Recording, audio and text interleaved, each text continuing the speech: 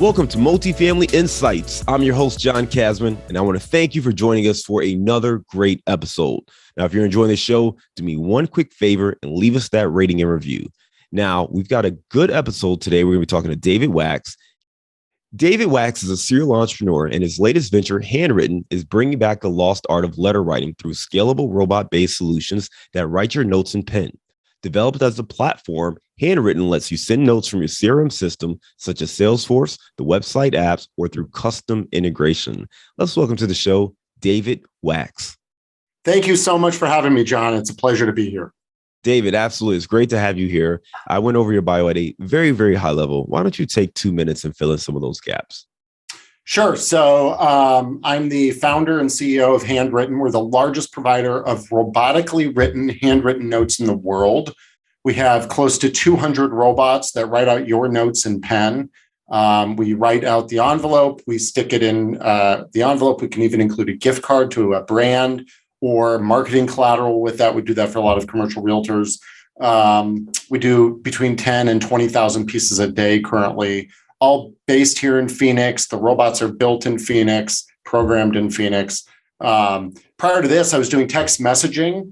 So I've moved from kind of fast, quickly read notes to very slow, savored notes. And happy to talk about that, but there's kind of a reason for my madness here. So walk me through a little bit more of your background, right? Because we're going to spend some time talking about Handwritten for sure. But how did you get into the space? I mean, walk me back maybe a few enterprises. You mentioned some SMS stuff, and now you're doing Handwritten. What were you doing kind of before all that? Before that, I was working in consulting and venture capital. And then I was out in San Diego. This is kind of best told over beers. But I was out in San Diego working for this VC firm. And they came into my office. Well, the founder, who's kind of a nut, came into my office screaming at me, blaming me for some transaction, selling some stock that he had, which I had no idea what he was talking about. I was a young kid, third job out of school. So I had no idea what he was talking about. Blamed me for this stock transaction and fired me on the spot. He offered to rehire me if I admitted to the fault. And I'm like, I'm not an idiot. I wasn't born yesterday. I'm not admitting to anything I had nothing to do with. So I was out on my butt, wondering what to do. And this was back early 2000s, so 2004. And so before the boom and bust in real estate. But back then there was no iPhone. There was no ability to quickly get information on houses. You could drive by a house, see a real estate sign, and then below that sign would often be an empty flyer box. So my father, the realtor, said, wouldn't it be cool to use Blackberries or barcodes to get information on the house? Well, he was very ahead of his time. And I said, well, maybe not Blackberries and barcodes, but why not text messaging? So people could text in, get info on the house, and then the realtor could get the lead and get that lead captured and follow up with them. We then allowed you to reply with your phone number and get a fax for more information on the house. That just tells you how old we are. Or you could reply with your email address to get an email on the house. So that was kind of our platform in a nutshell. I quickly realized I wanted to be more than just a real estate solution. So I came up with a second offering for nightclubs, bars, and that type of thing called Coupon Zap. Pretty much our second client for that. Our first client was a strip club. Our second client was Marie Claire magazine. And what we did was we kind of melded our real estate offering called House for Sale with the Coupon Zap. We created something special for Marie Claire magazine, and then it was off and running. And then we had Auto Trader Latino, we had Sam's Club, Office Max, Toys R Us, television stations throughout the United States through Sinclair Broadcasting, and the list goes on and on. We were sending Abercrombie and Fitch. We were sending well over 1 million text messages a day. Then the iPhone, this is all during the boom of the iPhone, which actually really helped us. And then I saw, we might be at the top here of this cycle. Let me sell out. And I did. There was a lot of new regulation coming into place. We were all on the up and up, but this regulation was really kind of insane. And it was too risky, even if we were on the up and up, for somebody to accuse us of something that wasn't, not true, but they still accused us. It would have put us out of business. So I sold the company. And then pretty much the next day I started Handwritten. I kind of saw during that time, and this actually is good to talk about. I saw during that time of creating Sell It, the last company, that we were kind of part of the problem. The average consumer was sending and receiving hundreds, if not thousands, of text messages a month, thousands if they were, 18 to 24-year-old. They were receiving 135 emails a day, spending 24% of their time just managing their inbox. And this is all before I sold the company in 2012, had to work for them until 2014. So this is all kind of before Slack and Microsoft Teams and all those other distractions. But what was happening is the average consumer or business person was getting totally overwhelmed with digital communication. Emails, everything that looked very personal was actually automated, and people knew that, so they discounted it. Text messages, and then tweets, and Facebook, and then Slack, and all this stuff. Everything was going digital, and the one inbox that was getting totally ignored was the inbox at the end of your street, your mailbox. So I really pivoted to that, not to do junk mail, but to do handwritten notes. Because when I walked around my office at Sell It, when somebody received a handwritten note, not only did they read it, but they put it on display behind them on their bookshelf. And I thought, gee, there's probably something here, but I'm too lazy to write out all my handwritten notes. I wish there was a robot that could do it for me. So that's what we did. We built a robot, and we launched the company. Or actually, we bought our first couple robots, launched the company, and then built our own and moved from there. I love it, man. Just to recap a little bit of that, really this started from walking out or getting let go from that VC job you had out in San Diego, run around with your dad. You see these for sale signs, realize there's an opportunity to put an SMS code on the bottom of that. You do that leads into the Sell It business. You grow that, get into, Marie Claire and all these other partners, and then ultimately realize, what, this is going to change. Let's go back to the fundamentals with this handwritten business, where now you're doing personalized notes, and that's how you are helping other companies really engage and connect. And one of the reasons I wanted to have this conversation with you is when I think about real estate, particularly commercial real estate and multifamily investing, and really, especially when it comes to syndication, everyone will tell you that this is a relationship business. Yep. And the challenge is some of the stuff you said, lots of emails, lots of LinkedIn requests, Facebook messages, all that kind of stuff, right? And it becomes a lot to try to manage all those communications. So to try to find a way to stand out and to build real relationships, it can be a challenge. If you don't have the team, or you're not sitting there making phone calls every day, or reaching out to people in your network all the time, it can be tough. So I really thought it was interesting that you have this platform here that helps to create these handwritten letters. Talk to me more about just some of that application. And it's kind of almost a little strange that you have these handwritten letters, but they're written by robots. So maybe how do you get the robots to write in a way that looks like it's actually created by a human? Yeah, so it is very much an art and a science combined. It's we do have 175 robots here, all writing out the notes. And those are patented and all that. But the underlying technology that converts your handwriting to a pen stroke is secret sauce that we don't even patent. I mean, that is trade secret. But what we do is we take your handwriting, synthesize it, or on our website, we have 30 plus different styles you can choose from.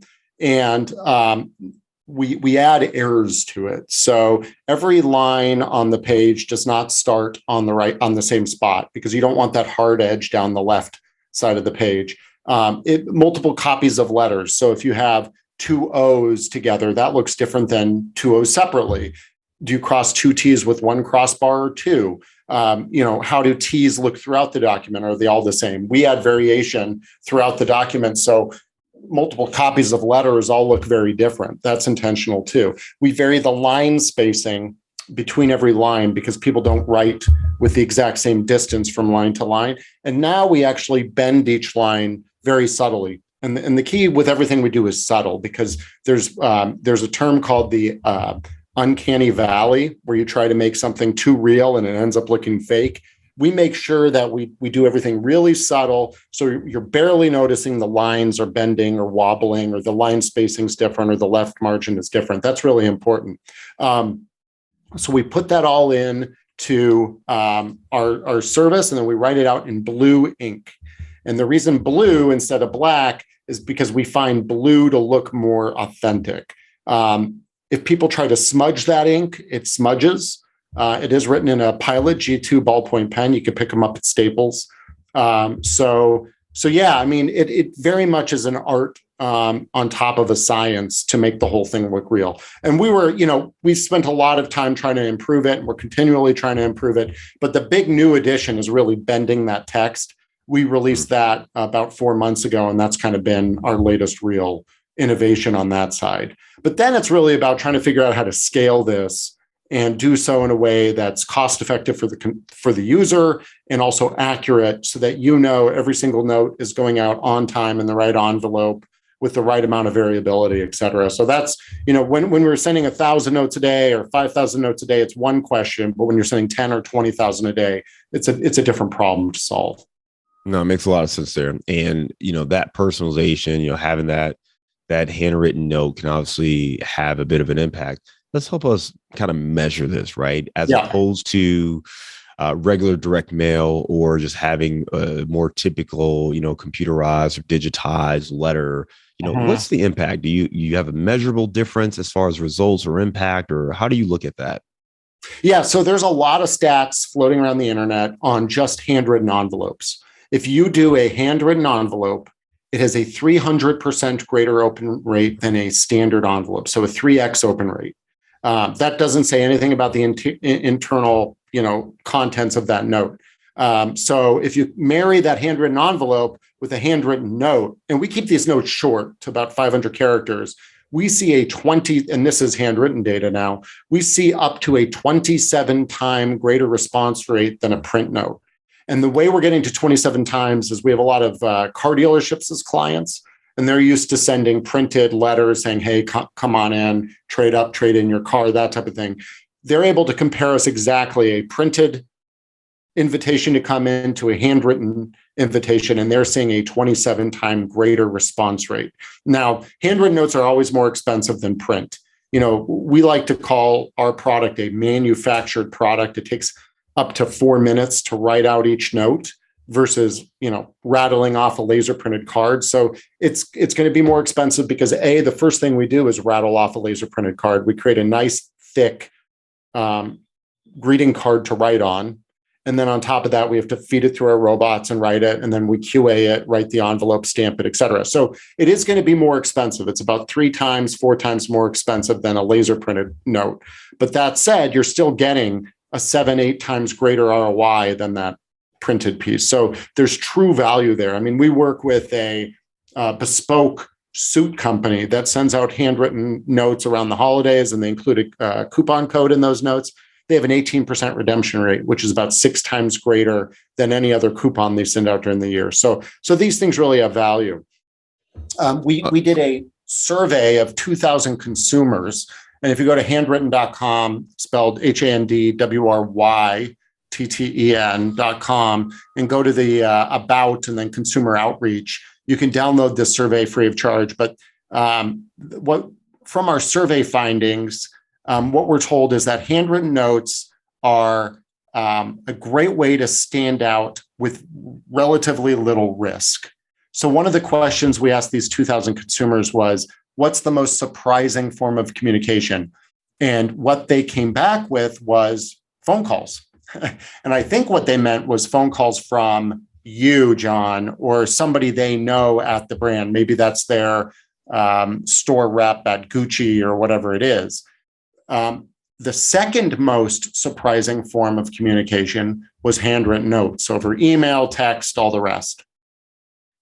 When we asked what was the most annoying form of communication, phone calls was also number one.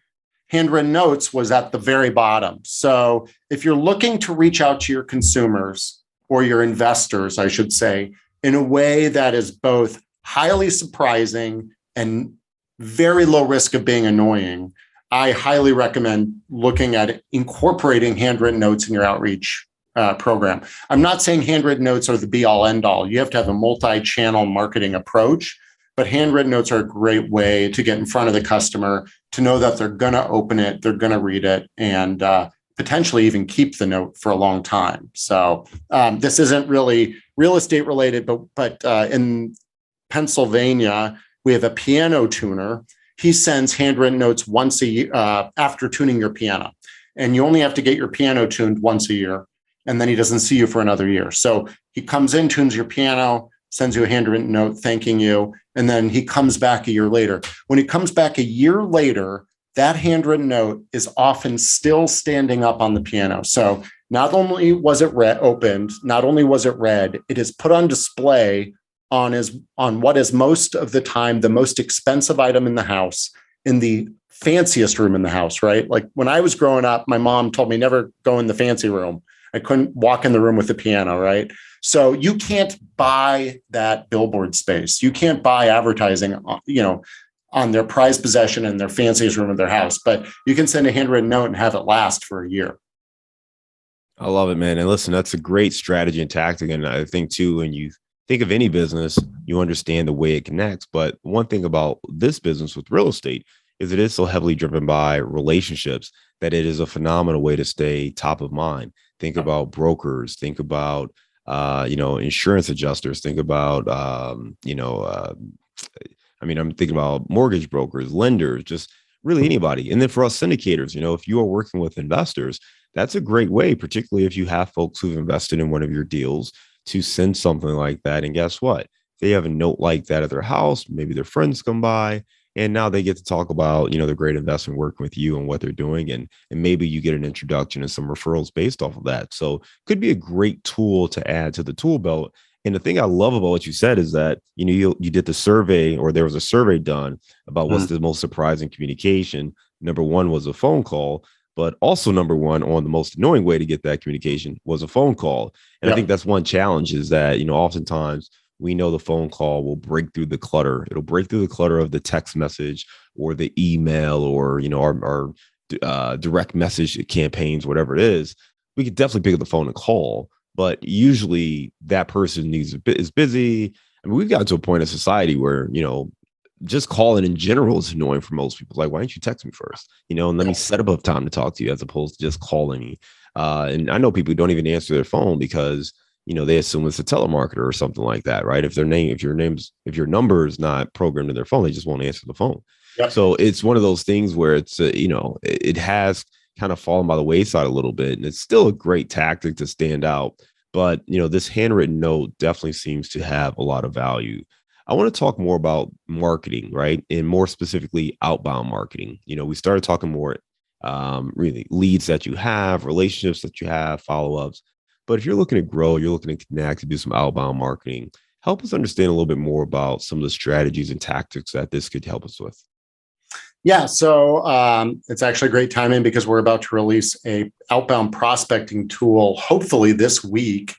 And what it does is, and this tool has been available pretty much in one form or the other for quite a while with print campaigns, but we are the first to do it with handwritten notes. And what it is you can enter a geography, whether a zip code or a street name or a city state, and then hone in on who your target is. So you could say, okay, everybody in the 85258 zip code who has a net worth of over $1 million, whose home value is over $500,000, who's lived in their home for 3 years, is a owner, not a renter, send them a handwritten note from me with my signature and my business card included. So it's never, this outbound prospecting, I'm not going to lie, it's going to be expensive because every handwritten note includes a real stamp.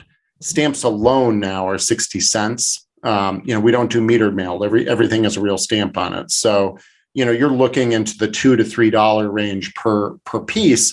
But if you're trying to do real estate or get syndicators on a project, this might be a way to go. You can also obviously just bulk upload into our system a bunch of prospects and then send out the handwritten note to them. We have one large commercial brokerage that uses us. They spend 40 grand a month with us, sending out these pieces that are multi-page pamphlets on their latest strip mall that they're trying to sell, or whatever it might be. And then they include a handwritten note with that. We do the whole thing soup to nuts. So we run our own digital press. So we print out their pamphlet, their 10-page prospectus. We then write the handwritten note and put the whole thing in a manila envelope and mail it with a confidential stamp, that we stamp on the envelope. So yeah, I mean, it's certainly not the cheapest form of communication. It will never be, but it is highly, highly effective. And you should look to use it as a tactical tool, really, in your toolbox, as you mentioned. We've done this with, in addition to commercial real estate, we've done this with stores and a high-end jewelry store looking to send out notes to people in the area when they're opening a new store. So they're in malls across America. They're looking to open up a new store in Cincinnati, Ohio. They would then target the area around the mall and send everybody that meets the criteria an invitation to come in and check out the new store. So we've done that type of thing too. So for owner occupiers of commercial real estate, or people that are looking to find renters of their new property, this is also a great way to go about it. Oh, great idea there. I like that a lot. I think direct mail is probably the most comparable thing people are familiar with, at least vaguely familiar with. And there's two challenges that I know most people face in that realm. And I'm curious to hear if this challenge is similar. But one is actually just creative, is actually coming up with the copy, the words. Yeah. What are we writing? What are we saying? What's your process there? I mean, do you sit with the client and kind of help them craft the right message? Do you have kind of a playbook of, hey, these messages tend to work really well and get a great response? What does that process look like on the creative side? Well, it's kind of plus and minuses. With we help our clients come up with the greeting card that they write on. So we can take their logo, put it on a card, or a building they're looking to sell and put that on the card. We don't do a lot of work on the writing in the card. We leave that up to them, but we do say it should really stay under 500 characters. The plus of handwritten notes is it's often much easier to design that than to design a print campaign, right? You're not doing a lot of InDesign work or graphic design, desktop publishing. You're just typing out messages to write on the page. So it is a little faster from that perspective. The other problem with what we do is once we send it, it's out of our loop for the most part. So we don't have a lot of feedback to be able to say, hey, this worked really well for you. This didn't. We're kind of taken out of the loop. And quite frankly, they don't want to share that with us because then, maybe we'll raise rates on them or something. So, I don't know. But yeah, they do their A/B testing on their end using our platform. Sometimes we're able to assist a little bit, but most of the time they have to do it on their own.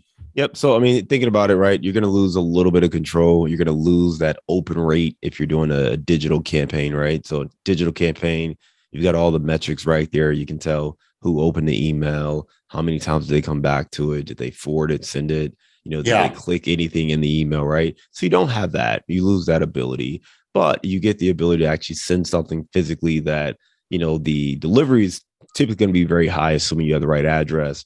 But then also, if they see that, they see the personalized envelope, they see the stamp, that open rate shoots up tremendously. I think you said 27 times higher, if not higher than that, 300%, I think you said. So something crazy that you would get. If they get it, they're going to open it is the bottom line there, right?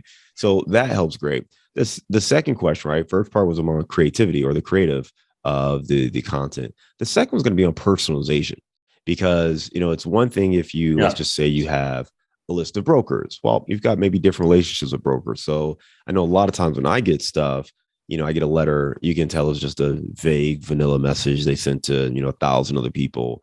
Is there an ability to add some personalization? I assume it's going to cost more money and all that, but is there an ability to add some personalization to some of these messages? Yeah, absolutely. And actually, it doesn't cost any additional money. We try, most of what we do, I know I've been saying this is going to be more expensive. This would be more expensive. I think you're just level setting so you can set them up. I'm just level setting.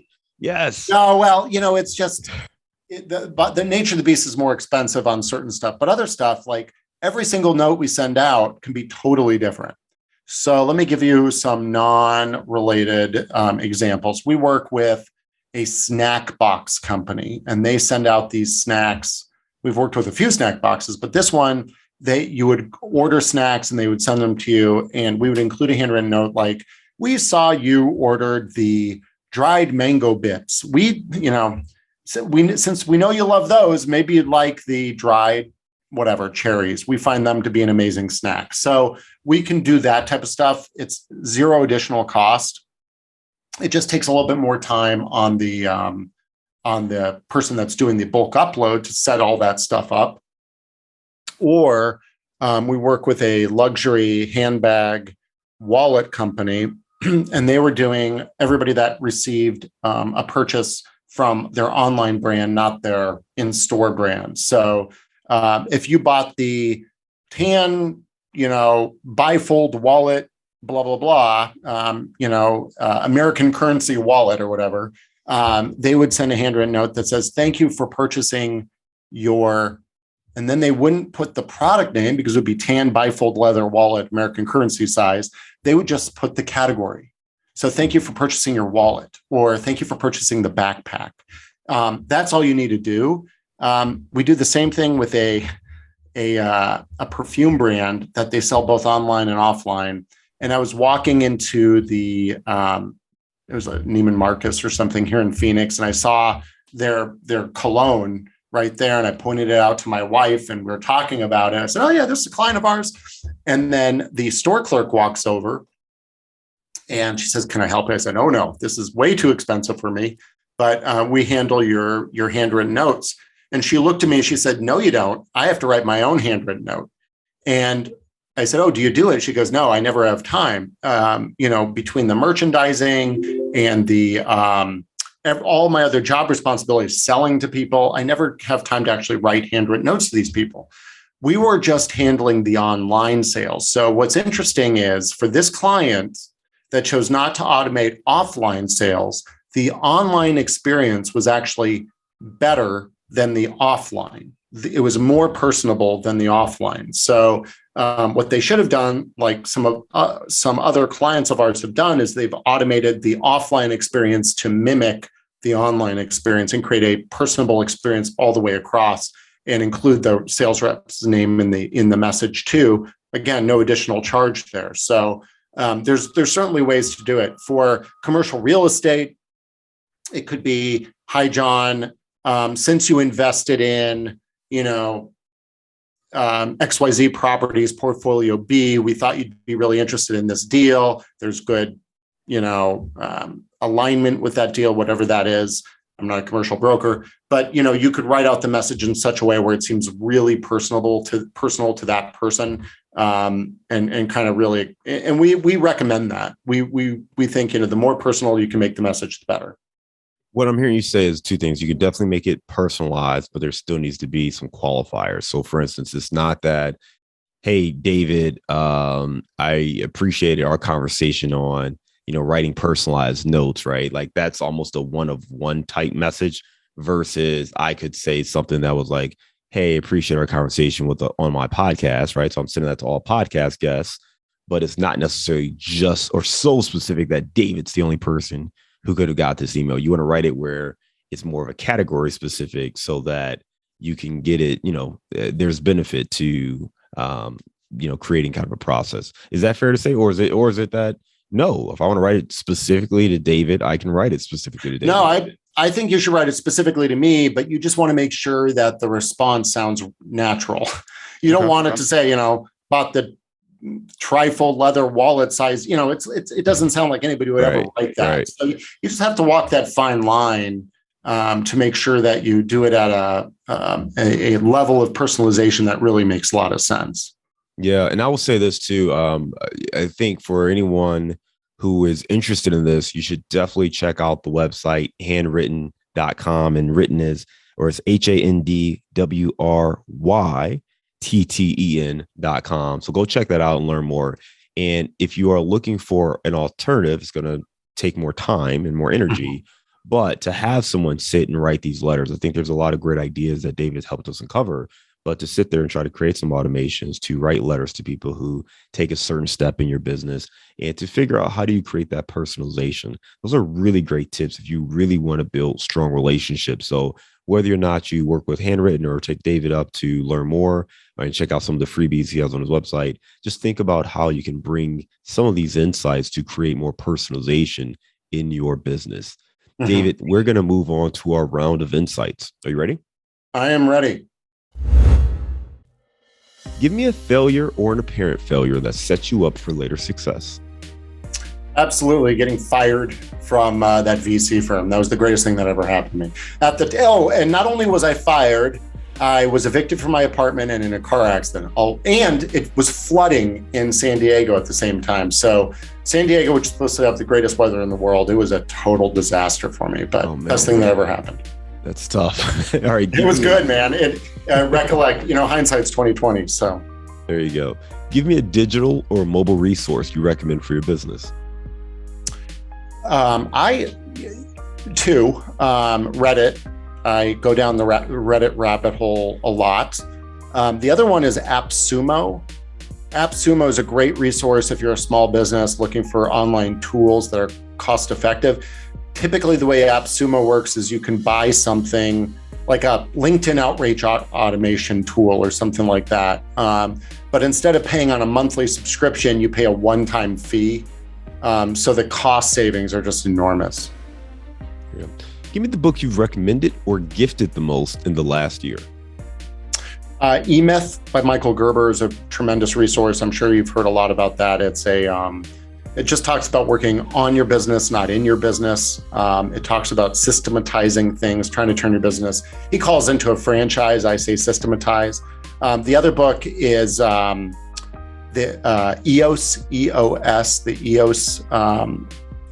book's called Friction, but the methodology is called EOS. And it's another book about systematizing your business that we've done a lot at Handwritten. Give me a daily habit that helps you stay focused on your goals. Always make your bed. I know that's a little ridiculous, but it sets up your day for organization. I also fast. I don't eat anything in the morning until about noon, 1 o'clock, and I find like I'm on it during that time. It's really odd how how the ketosis process or whatever, the ketogenic process kind of does that. So those are kind of my two habits. I wish I worked out more, but I got small kids and dogs to walk, so that doesn't happen as much as I'd like. Give me your number one insight for building personal relationships. I should say business relationships, I guess. Yeah. I think a check-in, whether that's a handwritten note or a pick up the phone and call somebody, a warm call, not somebody that you don't know, but somebody that you know, and just checking in, not asking for anything. Just a full stop check-in, just wondering how they are and what you can do to assist them. We did this a lot during COVID. We had to close down during COVID for a little bit, but we just called our clients and asked them if there was anything other than sending handwritten notes we could help them with. So, yeah. There you go. Love it, man. Let's lighten the mood here. You said you're in Phoenix. Give me your number one place to grab a bite to eat. I mean, the restaurant scene here is growing. I spent 16 years in Chicago, so I can't compare it to Chicago, which is, I think, the best in the country. But Otro Cafe, if you happen to come to town, check out Otro Cafe. It's a Mexican restaurant. As soon as you walk in the door, you'll know why I sent you there. It just smells so good. I don't know if it's a mesquite oven or whatever they're doing, but excellent Mexican food, good vibe, great breakfast, great chilaquiles if you like that for breakfast, and good dinner menu too. I love it. David, listen, great insights today. Really appreciate our conversation. Talking about really how to drive strong relationships. We start in that SMS space, sending the text messages so people can get results right away, but then moving over to those handwritten notes, really understanding that it's kind of a lost art of communication at this point. But if you can tap into that, it's going to be much more effective than really anything else. Phone calls are the most surprising, but they're also the most annoying.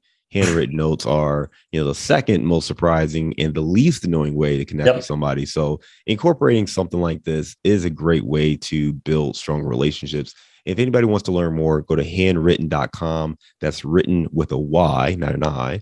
But check that out. We'll make sure we link to that in our show notes. David, thanks again for coming on the show. We look forward to staying in touch. And I hope you have a great day. Thank you, John.